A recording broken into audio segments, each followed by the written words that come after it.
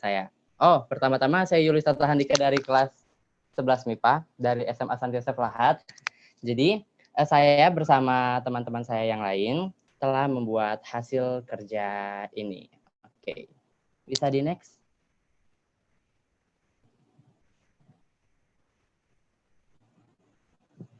Oke, jadi produk yang kami buat adalah web. Nah, alasan utama kami milih web ini adalah karena kalau bentuknya video, bentuknya teks, bentuknya hanya PPT, mungkin terasa terlalu monoton. Jadi kami memutuskan untuk web. Jadi di dalam web ini ada banyak bentuk-bentuk produk dari tiap mata pelajaran. Ada poster, ada video, ada juga PPT. Jadi bisa bervariasi. Jadi semua pokok bahasan ini kami cakup menjadi satu web. Oke. Untuk situsnya kami menggunakan Google Site untuk membuat ini berbekal ilmu dan pengetahuan. Kecepatan Mas Revaldo. Untuk berbekal ilmu dan kreativitas yang kami miliki, kami berusaha mengerahkan yang terbaik untuk produk ini. Jadi beberapa dari kami juga akhir-akhir ini begadang untuk membuat produk ini. Sedikit mempusing, tapi nggak apa-apa. Ini semua untuk diri kita. Amin. Kok amin? Oke, lanjut. Next. Nah, jadi web kami ini bisa diakses melalui Android maupun laptop. Jadi nggak perlu khawatir, oh saya nggak punya laptop, oh saya nggak punya Android, nggak apa-apa. Jadi bisa diakses dimanapun kalian berada. Tampilannya kami buat simple dan ringkas. Harapannya membuat banyak orang dapat dengan mudah mengakses web ini, dan bahasa yang kami gunakan sedikit casual, sedikit santai. Jadi harapannya anak-anak muda tidak merasa bosan dengan membaca web ini. Next. Nah, jadi dalam web ini, pembelajaran kita kan ini ya, yang 1 bulan ini materi sudah kita pelajari. Kami bagi menjadi 2 sudut pandang, yaitu sosial dan medis. Jadi kami bagi pandangan vaksinasi menurut sosial dan pandangan vaksinasi menurut medis. Next. Nah, ini untuk teman-teman yang mau buka webnya, bisa di-scan ataupun ditelusuri linknya. Program ini bukan hanya gaya-gayaan buat di-upload di sosmed atau dipandang, oh Santi Yosef gitu tuh, oh Tarkanita Magelang gitu tuh. Enggak. Tapi program ini benar-benar dibentuk untuk membentuk kita, para murid-murid, untuk menjadi lebih baik lagi. Ya, setelah mengeluarkan banyak tenaga dan juga merelakan banyak waktu, akhirnya kami dari kelompok 4, produknya ini bisa terbuat. Dan pada hal ini bisa ditampilkan di depan teman-teman semua. Harapannya bisa menjadi sarana edukasi yang berguna bagi banyak orang dan juga membanggakan Yayasan Tarakanita khususnya wilayah Magelang dan Lahat. Kita akan masuk ke dalam pendahuluan.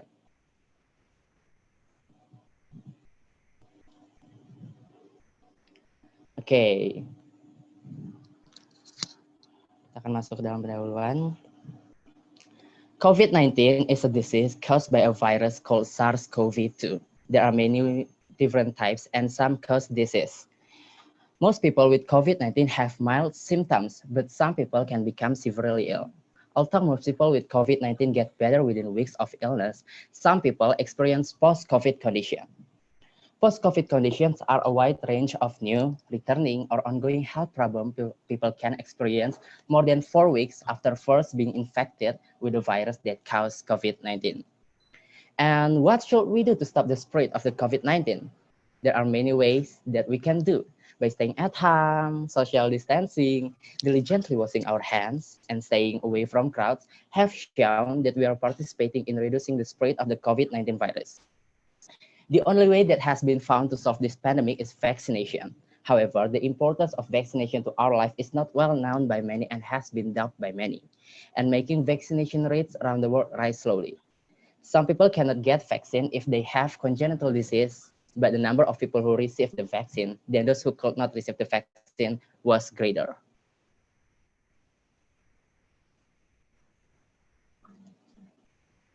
Saudari G. Jennifer, bisa melanjutkan?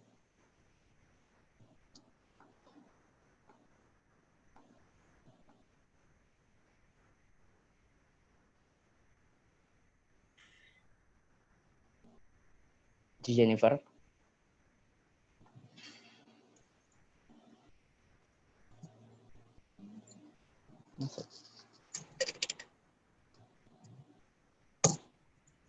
Mungkin bisa disampaikan di pendahuluan itu isinya tentang apa, kemudian sosialnya isinya tentang apa, kemudian medisnya tentang apa, kemudian profile time dan ini pengunjung. Oke, mungkin seterusnya di Tidak pendahuluan bisa semuanya. dibaca ya. Oke, kita akan lanjut masuk ke dalam ini udah pendahuluan, kita masuk ke sudut pandang sosial.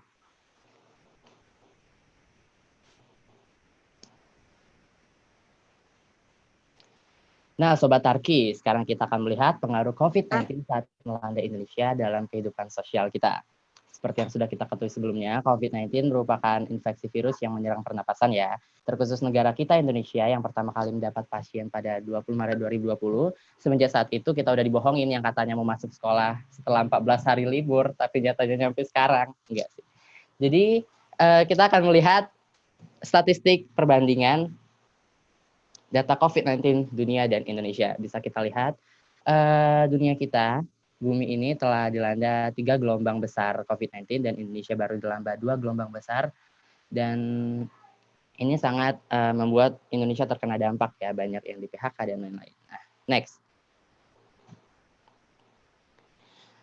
Seperti yang kita tahu, bencana, yang namanya bencana itu kan ada dua, bencana non-alam dan bencana alam. COVID-19 ini adalah bencana non-alam yang saat ini kita hadapi. Setiap hari kasus pasien itu terus bertambah. Di tengah masalah COVID-19 yang membuat keresahan ini, para warga Indonesia saling membantu agar pandemi segera berakhir. Ternyata bukan hanya warga Indonesia, tetapi pemerintah dan kearifan lokal pun turut berperan dalam mengatasi COVID-19 ini. Next. Nah, mau tahu nggak sih apa saja peran pemerintah dan kearifan lokal yang ikut berperan dalam penanggulangan COVID-19 ini? Mari kita simak videonya.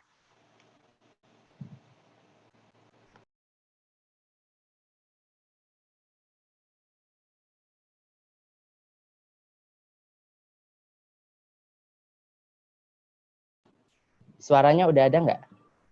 Belum ada, Tan. Belum ada, Tan. Mas Revaldo, suaranya belum ada.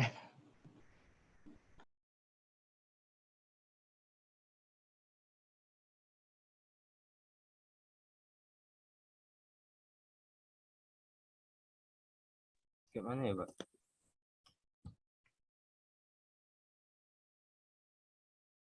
Pada saat share screen, pilih yang person juga.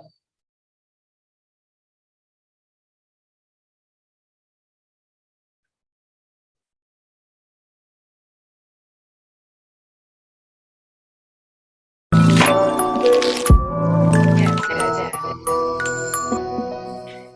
Peran pemerintah dalam penanggulangan COVID-19. 1. Adanya pembatasan lockdown. 2. Membantu menyebarkan adanya informasi. 3. Menggalakkan masker dan jaga jarak.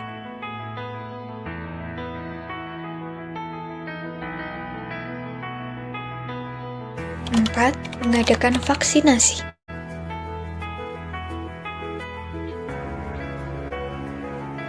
5. Memberikan bantuan ekonomi pada masyarakat kecil dengan adanya bansos dan memberikan bantuan kepada masyarakat sesuai dengan kebutuhan masyarakat setempat.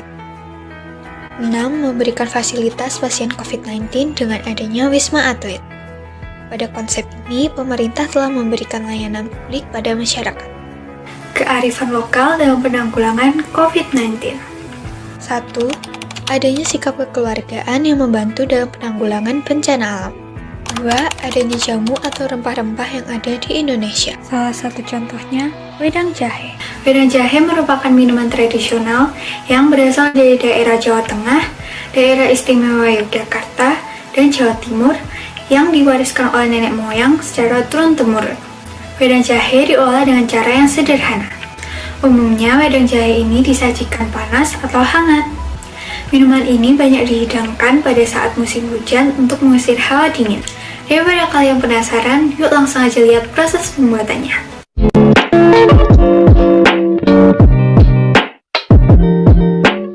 Pertama-tama, siapin bahan-bahan yang akan kita gunakan. Bahan-bahannya antara lain jahe, gula merah, dan air. Kita lanjut ke step selanjutnya. Pertama-tama, bakar jahe lalu cuci jahe hingga bersih. Langkah selanjutnya, geprek jahe. Siapkan panci, lalu masukkan air ke dalam panci dan masak hingga mendidih. Setelah mendidih, kita masukkan semua bahan-bahan yang sudah kita siapkan tadi. Lalu masak hingga gulanya larut.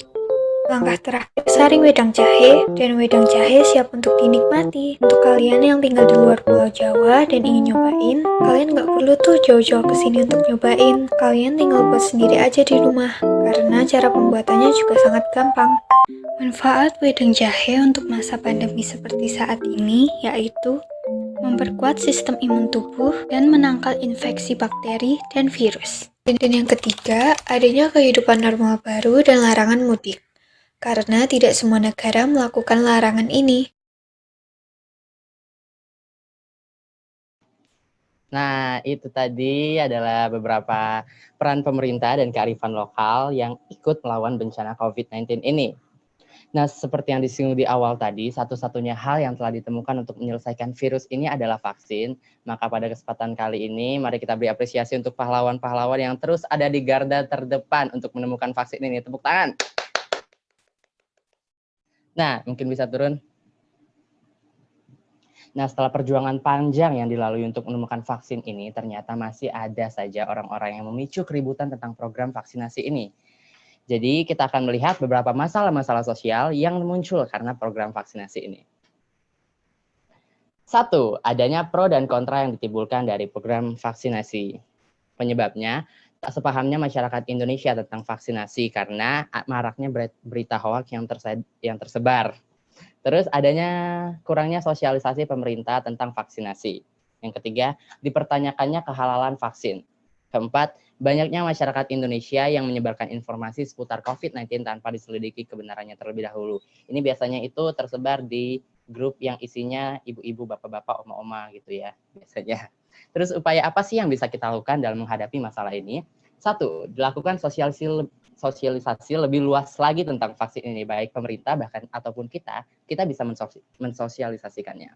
Yang kedua, memberhentikan penyebaran kabar-kabar atau berita hoaks dengan ancaman hukum pidana. Kita akan melihat masalah yang kedua yaitu minimnya vaksinasi di desa terpencil. Kurangnya tenaga kesehatan yang dapat pergi ke daerah terpencil menjadi penyebab dari masalah ini. Susahnya keadaan transportasi pun juga ikut menjadi penyebab. Upaya yang bisa kita lakukan adalah mengadakan program vaksinasi di desa-desa dengan mencari relawan-relawan yang bersedia untuk melayani warga-warga desa terpencil. Next ke bawah. Banyak masyarakat yang tidak ikut dalam vaksinasi. Hal ini menjadi kekhawatiran besar ya bagi bangsa Indonesia, bukan hanya Indonesia sih, tapi dunia juga mengkhawatirkan banyak masyarakat yang tidak ingin divaksin ini. Penyebabnya adalah pada awal kemunculan vaksin ini kan masih hukum-hukum fluidastatik, mengapa pada saat ini penggunaan jarum suntik tidak nyeri ketika melakukan vaksinasi? Pertanyaan kedua, analisislah secara fisika mengapa hal itu bisa terjadi. Contoh perhitungan gaya, tekanan, diameter lubang jarum, arah atau sudut suntikan, dan lain-lain.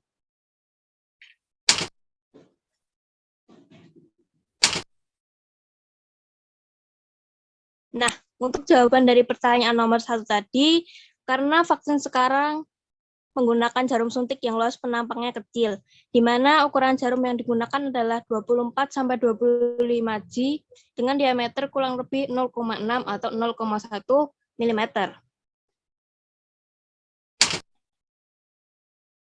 Nah, silinder luas penampang yang kecil membuat tekanan yang dihasilkan semakin besar dan tidak membutuhkan gaya yang besar untuk jarum vaksin dapat tembus atau masuk ke dalam tubuh. Tekanan yang besar inilah yang memungkinkan menghilangkan rasa sakit pada kulit. Nah, ada alasan lainnya nih. Karena waktu vaksin, arah jarum suntik menggunakan metode 90 derajat. Nah, bisa dilihat dari gambar ini, dan penjelasan dari alasan ini bakalan dijelasin lebih lanjut di jawaban di nomor 2. Nah, oke. Nomor 2, diameter jarum yang digunakan saat vaksin COVID-19 adalah 0,26 sampai 0,41 mm. Ukuran ini terbilang kecil sehingga tekanan yang terjadi akan besar dan tidak memerlukan tenaga yang besar untuk jarum vaksin bisa tembus ke dalam kulit. Untuk rumusnya, tekanan sama dengan gaya dibagi luas penampang. Lalu luas penampang karena jarum suntik itu lingkaran, jadi kita menggunakan rumus dari luas lingkaran, yaitu Pi dikali R². R itu adalah jari-jari. Sementara gaya kita di sini menggunakan 10 Newton.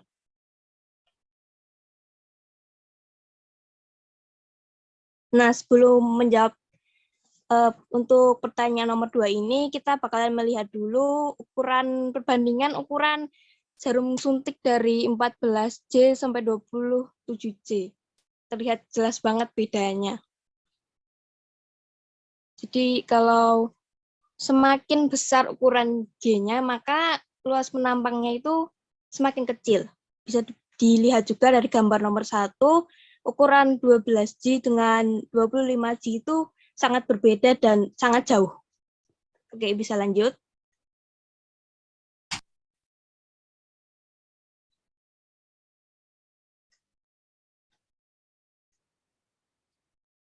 Nah, di sini untuk perhitungannya yang diameter itu hanya perumpamaan ya teman-teman. Jadi kita memperumpamakan kalau misalnya jarum suntik yang kita gunakan itu diameternya tuh sebesar 1 cm, 1,5 cm, atau 2 cm. Jadi kalau kita menggunakan diameter yang 1 cm, kita akan mendapatkan luas penampang yaitu 0,00785 meter. Untuk 1,5 cm kita akan mendapatkan 0,01766 meter, dan untuk yang 2 cm kita akan mendapatkan 0,031 meter. Nah, perhitungan tekanannya ini dari yang diameter silinder 1 cm adalah 12738,88 Pascal. Lalu yang kedua untuk diameter silinder 1,5 cm kita mendapatkan 566,25 Pascal. Dan yang ketiga untuk diameter silinder 2 cm kita mendapatkan 318,47 Pascal. Jadi sebelum tunggu. Jadi sebelum kita lanjut ke slide berikutnya, aku akan menjelaskan dulu. Jadi sudah diketahui dari perhitungan tadi itu,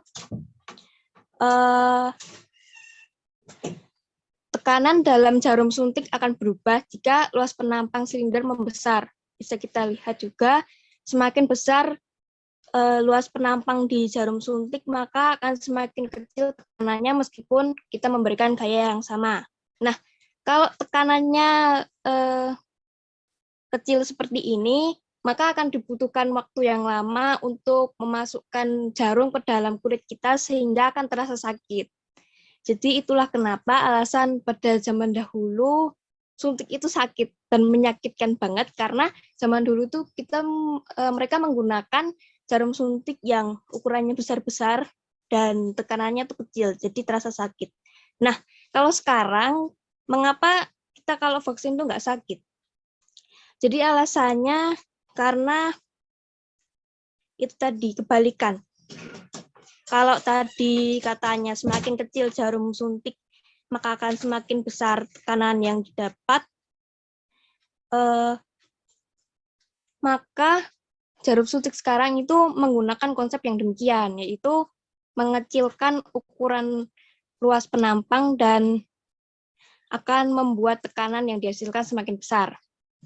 Jadi, kalau misalnya ada perhitungan kita menggunakan diameter 0,3 mm ya, nanti luas penampangnya akan menjadi 7,065 dikali 10 pangkat min 8 meter. Nah, tekanan yang dihasilkan dari itu adalah 141.542.816,7 Pascal.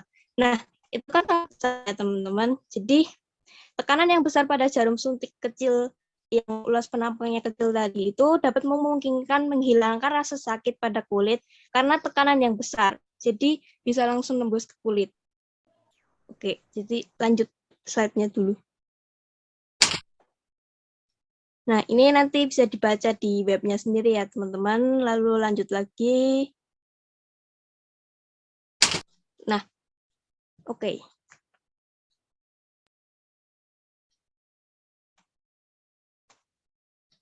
Jadi sebenarnya ini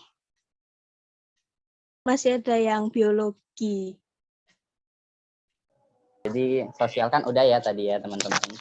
Jadi di medis ini isinya tadi adalah tentang jarum suntik yang dipakai untuk vaksinasi dan juga peran darah dalam cairan vaksin yang disuntikan itu apa sih? Bisa dibaca ya nanti. Oke, langsung ke profil tim.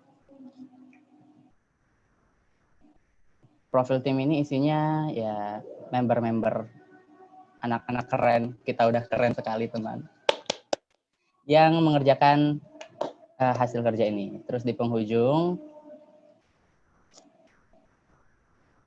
adalah beberapa ucapan terima kasih kami kepada seluruh orang yang telah mendukung proses project based learning ini. Oke, sekian dari kami, mungkin ada pertanyaan.